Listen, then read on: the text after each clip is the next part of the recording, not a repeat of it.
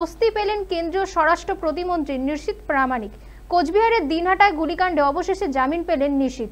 তবে জামিন মঞ্জুর করা হলেও তাকে নিম্ন আদালতে আত্মসমর্পণ করতে হবে বলে আদালতের নির্দেশ। প্রসঙ্গত 2018 সালে কোচবিহারের দিনহাটায় গুলি চালানোর একটি ঘটনায় কেন্দ্রীয় স্বরাষ্ট্র প্রতিমন্ত্রী নিশীথ প্রামাণিকের বিরুদ্ধে নিম্ন আদালত গ্রেফতারি পরোয়ানা জারি করে। কলকাতা হাইকোর্টের নির্দেশিত জলপাইগুড়ি সার্কিট বেঞ্চে মামলার শুনানি চলছিল। যদিও সম্প্রতি সুপ্রিম কোর্টের দ্বারস্থ হয়েছিলেন নিশীথ প্রামাণিক। শীর্ষ আদালত কলকাতা হাইকোর্টের জলপাইগুড়ি সার্কিট বেঞ্চেই মামলা শুনানির নির্দেশ দেয়। বৃহস্পতিবার জলপাইগুড়ি সার্কিট বেঞ্চের ডিভিশন বেঞ্চ জামিনের আবেদন মঞ্জুর করে। 15 দিনের মধ্যে সংশ্লিষ্ট আদালতে আত্মসমর্পণ করতে হবে বলে নিশীথ প্রামাণিককে। একই সঙ্গে এই মামলায় পুলিশকে সব রকম সহযোগিতার নির্দেশ দিয়েছে আদালত।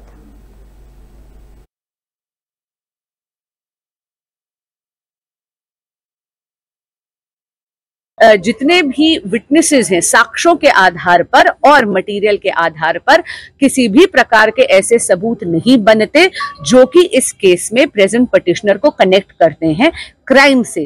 ये एक पॉलिटिकली मोटिवेटेड केस है जहां पर कम से कम और पूरी तरह राजनीतिक गंध आ रही है और इसी के चलते इन सब तथ्यों की समीक्षा करने के बाद आदरणीय हाईकोर्ट ने आज एंटीसिपेटरी बेल का ऑर्डर प्रेजेंट पिटिशनर के फेवर में ग्रांट करा है।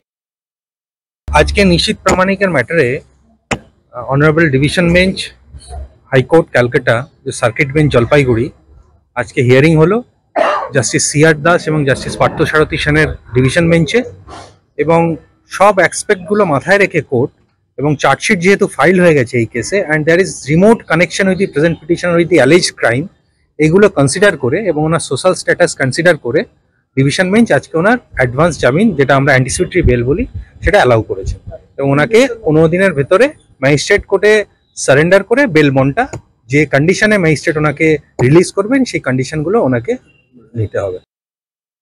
যেহেতু ওয়ারেন্ট পেন্ডিং আছে এবং লাস্ট অকেশনে অলরেডি প্রোক্লেমেশনের প্রেয়ারও গ্র্যান্ট হয়েছে, তো ওই জন্য ওনাকে সারেন্ডার করতে হবে।